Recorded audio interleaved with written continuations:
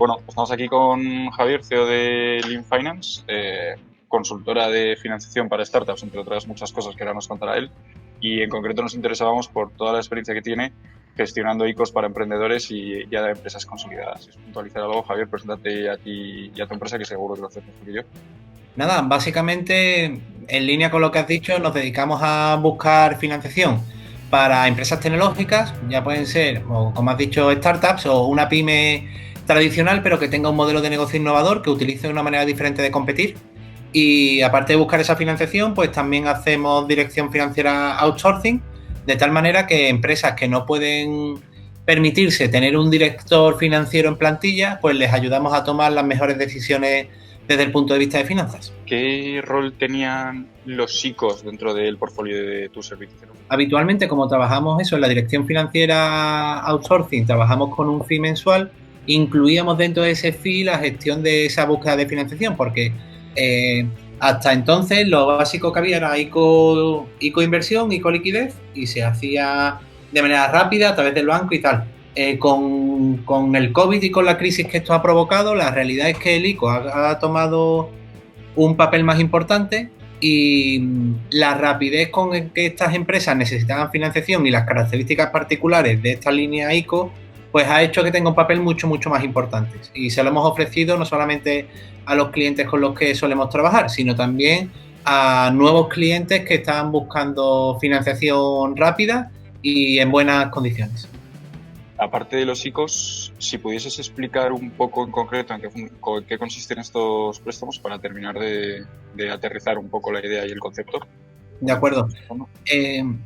ICO no deja de ser una institución pública, como he dicho antes, que canaliza ese dinero público a través de los bancos, y las condiciones se han vendido prácticamente como un producto estándar. Siempre era el mismo. 1 año de carencia más 4 de amortización, con un tipo medio que ha ido variando. Inicialmente se estaba hablando del 1,5 o el 2%, pero tengo casos en los que se han llegado a solicitar hasta el 3,5%. Inicialmente iba con avales del Estado al 80%, y en función del rating crediticio pueden llegar a pedir hasta el 100% avalado por los socios. ¿Qué diferencias ves, tanto en la tramitación como en las condiciones? ¿Qué evolución ha sufrido estos préstamos ICOs? ¿Qué diferencia principal hay con el ICO de ahora? Que está avalado por el Estado al 80%, aparte de las cantidades que ha supuesto, que ha inundado el mercado.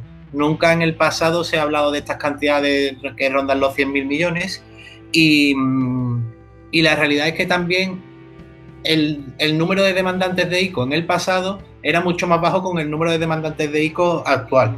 Lo que sí he notado principalmente es que el destino de dicha inversión ha ido a empresas que no tienen por qué estar directamente afectadas por la actividad, por el COVID o por similares, sino que tienen buen rating crediticio. Las empresas que han tenido un mejor rating han llegado a conseguir esa financiación mucho antes que el resto.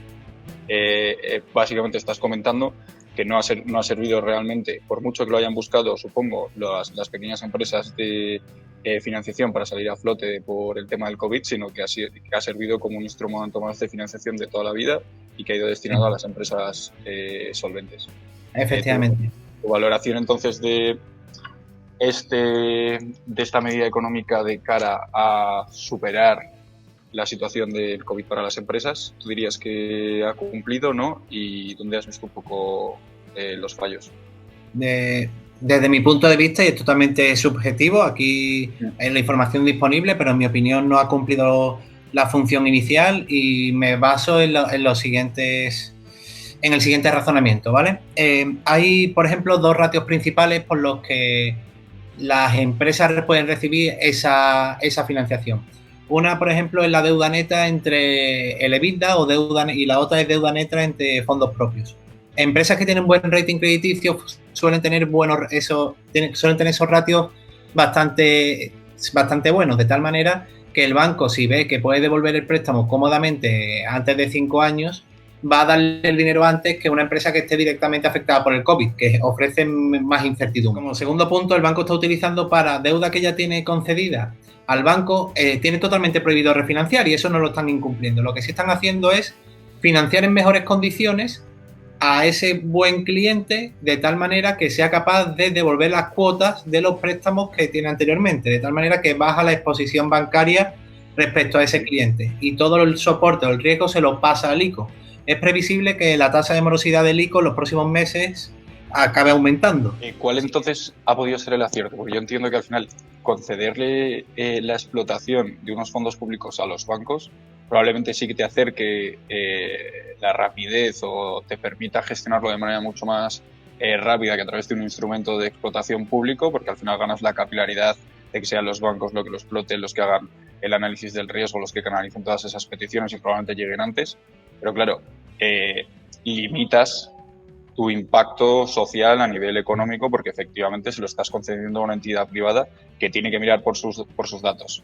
Y aquí es la otra cara de la moneda. ¿Qué parte positiva tiene? Pues la realidad es que previsiblemente haya un cierre en el grifo de financiación para los próximos meses y años. El feedback que me están pasando los bancos básicamente es que durante el año 2021 y 2022 se va a bajar. Bueno, lo que queda de 2020, 2021 inicio de 2022 se va a bajar muchísimo la financiación privada disponible de tal manera que se han financiado las mejores empresas y esas empresas son las que tienen capacidad de devolución de la deuda cuando esa financiación deje de estar disponible. Si tú das financiación a una empresa en crisis y le quitas la financiación en el año 2021, probablemente no tenga capacidad de devolución de la deuda. Y básicamente la otra cara de la moneda lo que quiero decir es que si unos van a morir, estas empresas fuertes van a sobrevivir mucho más tiempo y son los que realmente van a aportar más valor. Háblanos un poco de las condiciones, tanto del o incluso no tanto de las condiciones que las has comentado, pero más del proceso de solicitud y sobre todo cómo una empresa como vosotros puede ayudar, en qué documentación te pide un banco y cómo puedes esperar que sea el proceso y dónde podéis ayudar vosotros en parte de la cadena. La tramitación de un ICO, aunque como hemos dicho, aunque sea un fondo público, siempre es a través de una entidad bancaria. Siempre hay una documentación burocrática administrativa que hay que cumplir. En este caso, una más particularmente, son certificados de seguridad social, de estar al corriente del pago de seguridad social, Hacienda y similares. ¿Qué podemos hacer nosotros? Que es donde realmente aportamos. Hay que justificar para qué se necesita el dinero. Entonces, hacemos un informe cualitativo de cómo ha afectado la crisis del COVID a la empresa, junto con unas previsiones y una justificación cuantitativa, de tal manera que la solicitud tiene todo el sentido para el destino de la financiación. Vinculamos con esos dos informes el destino de la financiación y el origen. Pues con estos informes lo que hacemos es que damos garantías para que tu solicitud tenga más probabilidad de éxito, simplemente eso. ¿Y es un documento que vosotros anexáis o es algo que suele pedir el banco? El banco, en este caso en particular, ha pedido un Excel donde hay que decir a qué es una columna, son dos columnas, una con la naturaleza del gasto y otro el importe. Realmente simple, ¿no? O sea, lo estáis yendo bastante más allá vosotros. Sí, de hecho lo que hacemos son proyecciones de al menos entre 12 meses y 48 meses, diciendo cómo se consiguen los ingresos, cómo se cobra, cómo llega a caja, cómo se comportan los gastos y cómo salen de caja a través de los pagos, cuál va a ser tu evolución de la tesorería y cómo se justifica la solicitud de esa financiación. Ya llevamos unos cuantos meses con los ICOs rodando. No sé si nos puedes hablar un poco a nivel de métricas o referencias un poco de cuántos has tramitado, si tienes en mente el volumen de los créditos que se ha solicitado a través de tu empresa y ya si tuvieses ratios de concesión y algunos aprendizajes, pues oye, lo guardamos. De acuerdo, vamos a hablar de grandes números, ¿vale? Hemos tramitado aproximadamente en unas 20 solicitudes. El importe medio de cada solicitud suele ser mayor de 100.000 euros y menor de 120.000. Porcentaje de aprobados todos excepto dos y esas dos no han sido denegadas. En realidad son denegadas, pero lo que hacen para denegarte es que no te dicen que no. Te dicen que los socios tienen que avalar el 100% de la operación. Que si no tienes capacidad de devolver la deuda, tendrían que actuar contra tu patrimonio futuro. Es decir, no ha habido ninguna denegación. No sé si tu experiencia es que no están habiendo denegaciones en ningún caso y que siempre antes de denegar se cubren las espaldas con los avales de terceros, o es que has tenido buenos clientes, los has cribado bien, los has preparado bien. No sé qué experiencia tienes. ¿Ha habido denegaciones que conozcas fuera del circuito de tus clientes? Sí, así? sí ha habido, pero todo vinculado con el canal Oreca. Por ejemplo, principalmente autónomos o sociedades limitadas de pequeño tamaño y muy vinculados a bares, discotecas y similares. Vale, pues en tu experiencia, un par de tips de, en qué cosas hay que fijarse como empresario antes de plantearse tan siquiera pedir un crédito. ¿Cuáles son las 5 cosas o los 5 checks que tú dirías? La primera, la más importante, parecerá una obviedad, pero la gente tramita lógico antes de hacer esta consulta. No se puede tener nada de deudas con Seguridad Social, Hacienda o aparecer en ninguna lista del RAI o de Asnegente, ¿vale? Ese es el tip 1, antes de empezar.